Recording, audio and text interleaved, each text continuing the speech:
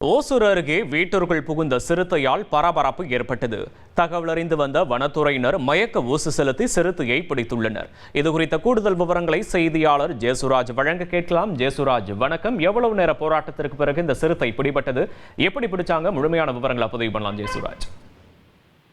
அதாவது ஒசூர் அருகே கர்நாடக மாநில எல்லையான ஆனைக்கல் அடுத்துள்ள இந்த ஜிகினி சாலையில தனியார் குடியிருப்பு உள்ளது. இந்த குடியிருப்புல வாடகை வீட்டுல வெங்கடேஷ் மற்றும் வெங்கடலட்சுமி என்பவர்கள் வாழ்ந்துட்டு வராங்க. இவங்க பாத்தீங்கன்னா வீட்டுல தொலைக்காட்சி பார்த்துக்கிட்டு இருக்கும்போது முன்பக்க கதவு திறந்து வச்சிருந்திருக்காங்க. அதே நேரத்துல பக்கத்துல இருக்கக்கூடிய பன்னார்கட்டா வனப்பகுதியிலிருந்து வெளியேறிய ஒரு சிறுத்தை ஒன்று அந்த பகுதி முழுவதும் சுற்றி திரிந்து இவங்க வீட்டுக்குள்ள திடீரென்று உள்ளே புகுந்துள்ளது. இதனால செய்ய தெரியாது திகைத்த அவர்கள் உடனடியா வீட்டை விட்டு வெளியேறி அந்த வீட்டினுடைய முன்பக்க கதவை பூட்டிட்டு இருக்காங்க. இதனால சிறுத்தை வீட்டுக்குள்ளேயே சிக்கி கொண்டு பிரைவேட் லிமிடெட் கம்பெனி ஆரம்பிக்கலாமா இல்ல பார்ட்னர்ஷிப்ல ஆரம்பிக்கலாமா? எது கன்ஃபியூஷன்?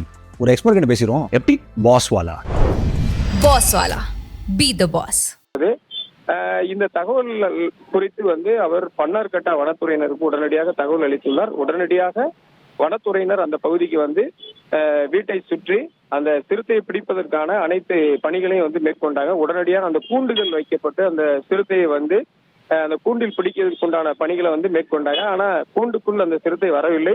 இதனை அடுத்து மயக்க ஊசி நிபுணர்களை வரவழைத்து அந்த வீட்டுக்குள் புகுந்து வீட்டுக்குள் பதுங்கி இருந்த சிறுத்தையை அவங்க மயக்க ஊசி செலுத்தி பிடித்திருக்காங்க. மயக்க ஊசி செலுத்தப்பட்ட சிறுத்தையை சுமார் 4 மணி நேரம் போராட்டத்திற்கு பின் தான் அந்த பகுதியில பிடிக்க முடிந்தது. அதனைத் தொடர்ந்து அந்த கூண்டுக்குள் சிறுத்தையை வைத்து எடுத்து சென்று பன்னார்கட்டா வனப்பகுதிக்குள் மீண்டும் பாதுகாப்பாக விடுவித்தனர். இந்த சம்பவம் அந்த பகுதியில் அறிந்ததுனால அந்த பகுதியில சிறுத்தையை பார்ப்பதற்காக ஆயிரக்கணக்கான மக்கள் கூடிட்டாங்க.